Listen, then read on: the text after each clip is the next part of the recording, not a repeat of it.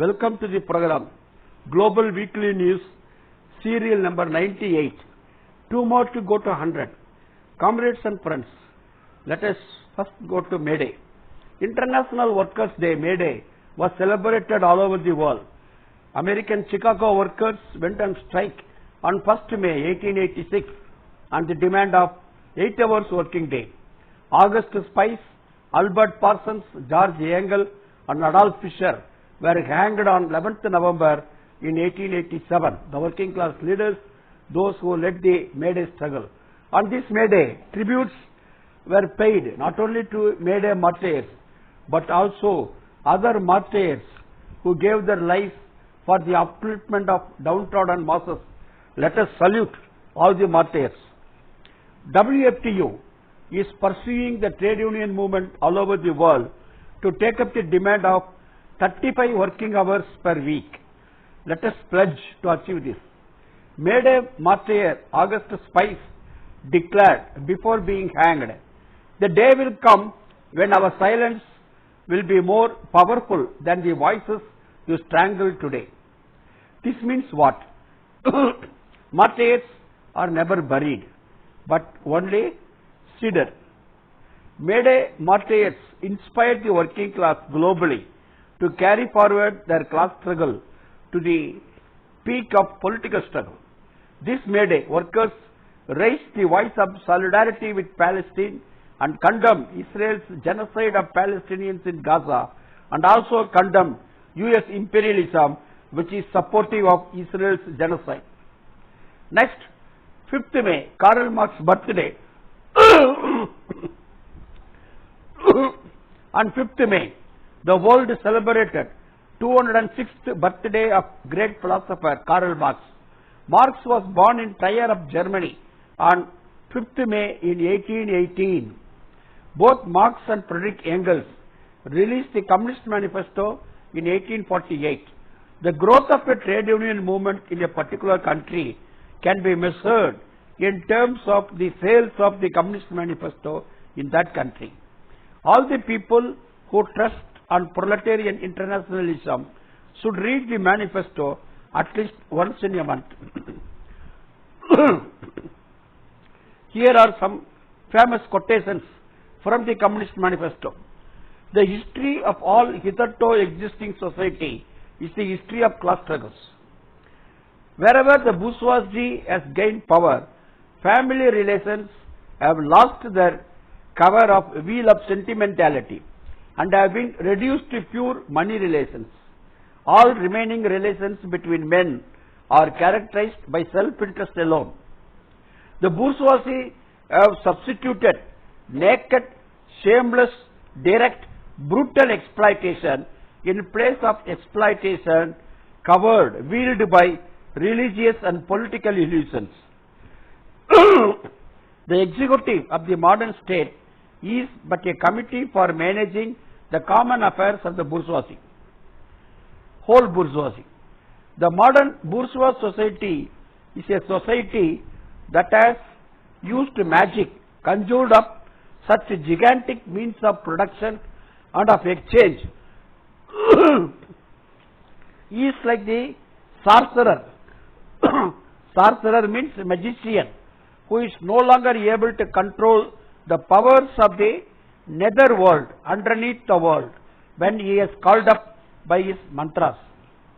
The communists have no interests separate and apart from those of the proletariat as a whole. In 1990 September, myself as Secretary Steel Workers Federation of India was invited to the United Kingdom by TUC, Trade Union Congress, along with Comrade Tappenson, who was also one of the secretaries of Steel Workers Federation of India and now the General Secretary of CATU. We were there for about 3 weeks. I visited the Highgate Cemetery where Karl Marx was buried and paid a red salute to the great philosopher. I was fortunate enough. You can find the following inscription on his statue. Philosophers have so far interpreted the world in various ways, but the point is how to change it. Third, in commemoration of Comrade V.P. Sindhan, May 8, 8th May, 37th anniversary of the demise of Comrade V.P. Chindan. Comrade V.P. Chindan, the tall leader in the working class movement, attracted many to the left ideology, including myself. As an IIT Madras student, I took part in 3-day student class in Minjur near Chennai. Comrade VPC took the class on Marxist philosophy, very effective one. On the evening of my marriage day at Pollachi on 22nd November 1972, the three leaders of Tamil Nadu comrades, R. Umanath, V.P. Chindan and K. Ramani, came to my father-in-law's house and greeted us, the young couple. There was a CPIM state committee meeting at Coimbatore on that day near Pollachi. I met Comrade VPC in Stinger Street office at Chennai in 1871. I remember that Comrade VPC came to Taramani, a village at IIT border, to address IIT hostel canteen workers. I arranged for this meeting. Comrade VPC brought Comrade Prakash Karat to this meeting. I worked in PWD and Highways department as a gazetted officer, junior engineer for 5 years. In 1876, DMK government was dissolved when emergency was there. There were corruption in National Highways department where I worked. Then I took the decision of resigning my job and taking up political work in my native district. I could take this bold decision inspired by Comrade VPC and Marxism. Let's salute to Comrade VPC. Anti-social elements stabbed Comrade VPC while he was travelling in a public bus. Due to his willpower and proper treatment, he could be saved. When he came out of the hospital, he addressed the supporters who were gathered there. Comrades, I can't speak for long. I have shed lot of blood and I am very weak. Remaining blood and muscles are for serving your interests only. Comrades, next. Student solidarity struggle in US. In more than 100 university premises in USA, students are conducting Palestine solidarity struggle by putting up tents. The students condemn the complicit nature of the universities in Israel's genocidal war. Though about 2,400 students, faculty members were arrested, the students continue the struggle despite police repression and threats by the university managements. In the entire North America, the forum, National Students for Justice in Palestine, has spread. Students pledged to carry forward the struggle undeterred by state violence. Last week, an officer shot at Hamilton Hall of Columbia University, where students have occupied the hall. Similar to student movements in US, in other countries like United Kingdom, Germany, Mexico, also the students are launching solidarity struggles by putting up tents. In Berlin, students are arrested.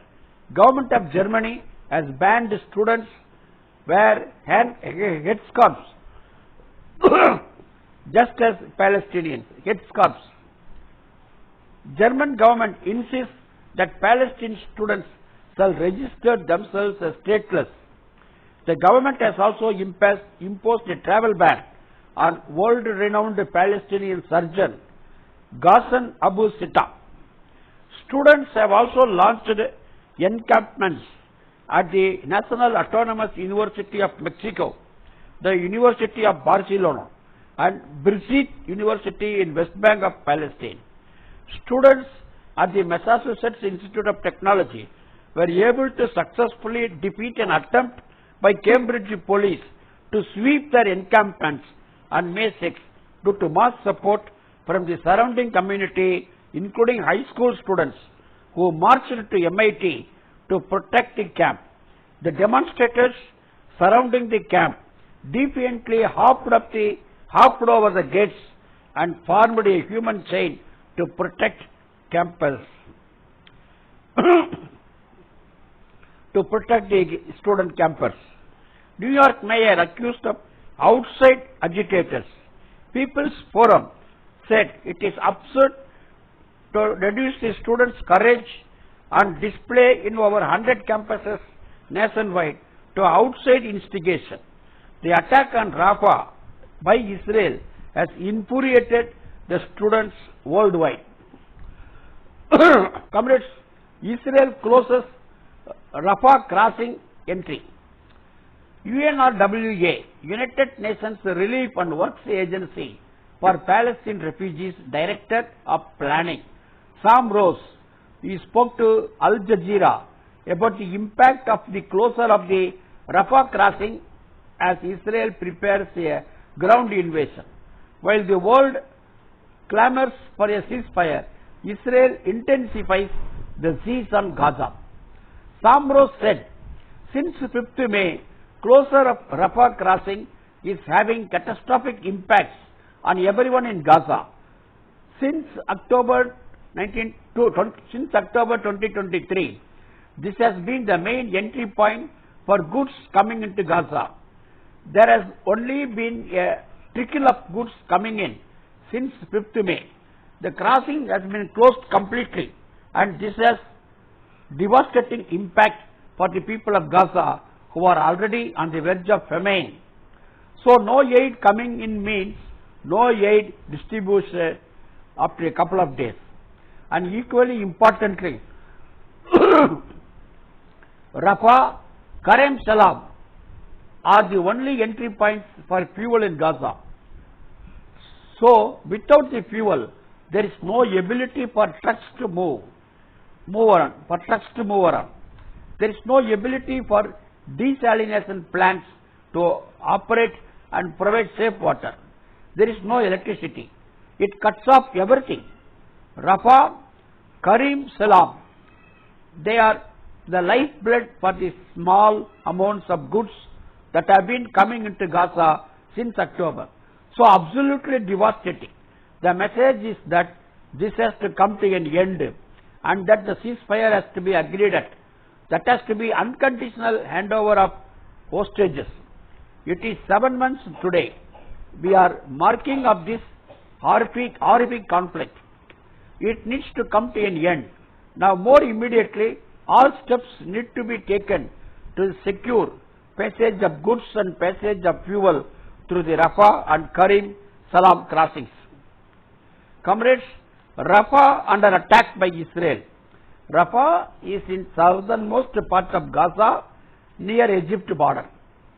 Rafah is currently being bombed by the Israeli forces. The Israeli military has also ordered around 1 lakh Palestinians to leave eastern Rafah in southern Gaza. The order comes after a fierce Israeli bombing of Rafah on 6th May that left 22 civilians dead. A full-blown ground invasion of Rafah is also anticipated.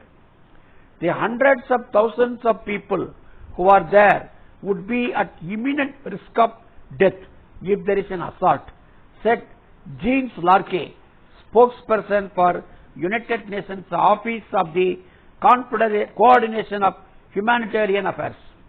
He further said, so we are looking at, if this happens, both what the emergency relief coordinator has warned about could be a slaughter of civilians, but also at the same time an incredible blow to the humanitarian operation in the entire Gaza Strip because it is run primarily out of Rafah.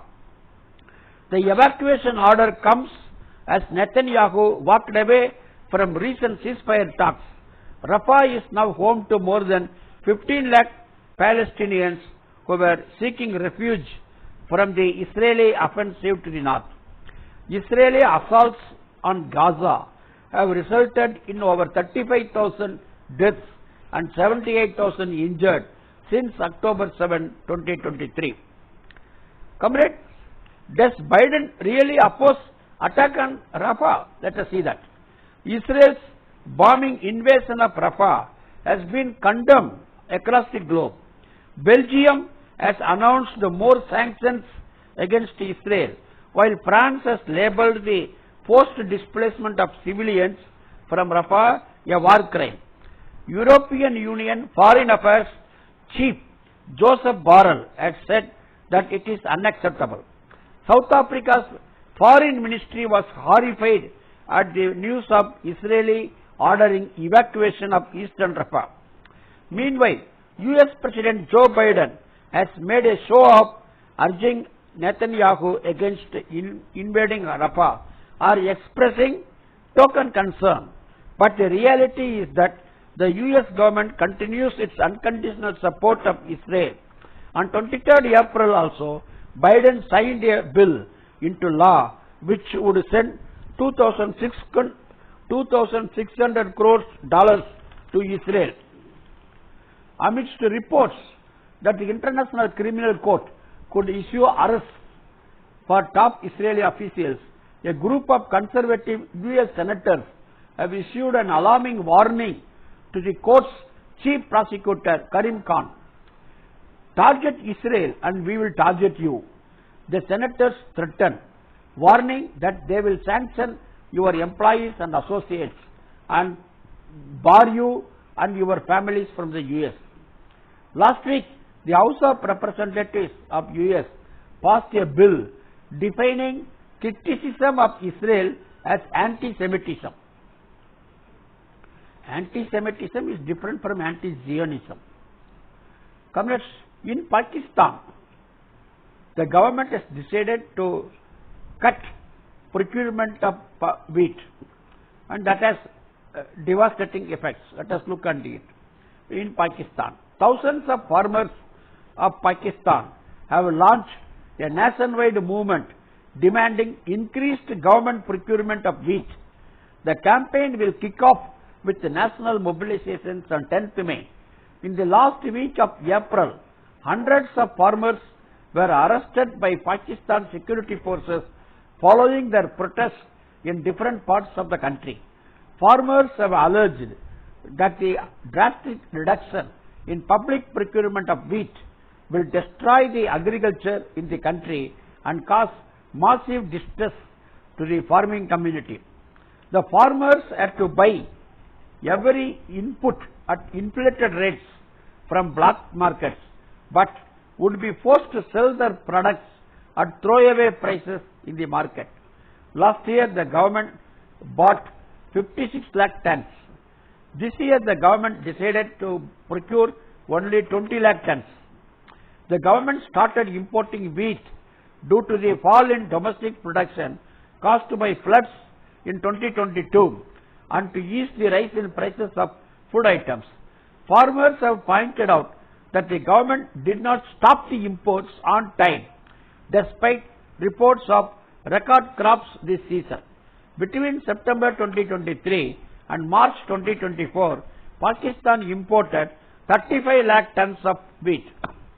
This year, the total wheat production is expected to be over 3.2 crore tons in Pakistan, compared to 2.8 crore tons in 2023. There is a significant reduction in government procurement of less than 7% of total production, against the convention of over 20% in the past. Farmers in Pakistan are worried that reduced procurement would lead to massive fall in prices of wheat and cumulative loss of over $140 crore to the farmers. Nearly 40% of Pakistan's total labor force is involved in agriculture, and nearly 70% of its total exports are related to the agricultural sector. Already poverty affects 40% of the population. Comrades, next we are going to see Vietnamese victory. On 9th May 1954, Battle of Dien Bien Phu ended. Viet Minh forces defeated French colonialist forces, ending almost a century of French colonial rule of Vietnam. The Vietnamese people celebrated 70 years since they defeated French colonialism. 5 years back, I attended International Construction Federation UITBB Executive Committee meeting at Hanoi of Vietnam. I had the opportunity of visiting Comrade Ho Chi Minh's mausoleum, where Comrade Ho's mortal remains were preserved and kept. Next we are going to Brazil, where the death toll from recent floods in southern part of Brazil rose to 90, affecting more than 10 lakh people. On April 29, the rainfall was 50 to 100 centimeter, the highest in 80 years in Brazil. The floods and landslides have caused extensive damage to homes and infrastructure, including the partial collapse of a small hydroelectric dam. President of Brazil, Comrade Lula da Silva, visited the affected places twice, and reconstruction works are at full swing in Brazil. Lastly, we are going to look at US using its veto power against Palestine. Though 140 United Nations member states recognize Palestine as a state, it continues to be having UN observer status only. Israel is a full member of United Nations. On 18th April of this year, a resolution to give effect to Palestine UN member status in UN Security Council, that resolution was vetoed by US. China, Russia, France and 9 other countries voted in favor. UK and another country abstained from voting. Due to US veto, the resolution was not passed. There are 15 UN Security Council members. So out of 15, 12 voted in favor, 2 abstentions and 1 used veto, America. On May 1st, UN General Assembly met to discuss US veto on Palestinian membership resolution. Several countries, including China, condemned US stand and said it is against UN's objectives. In the last 7 months, UN Security Council permanent members used veto power 6 times. US alone used veto power 5 times, 4 times against the ceasefire resolution and once against UN membership status to Palestine. US, United Kingdom, Russia, France, China are the 5 permanent UN Security Council members. Some countries in the General Assembly demanded the cancellation of their veto power also. Thank you, comrades. Salam. We will meet you with the next week. Global Weekly News serial number 99. With 99, I will meet you again next week. Thank you.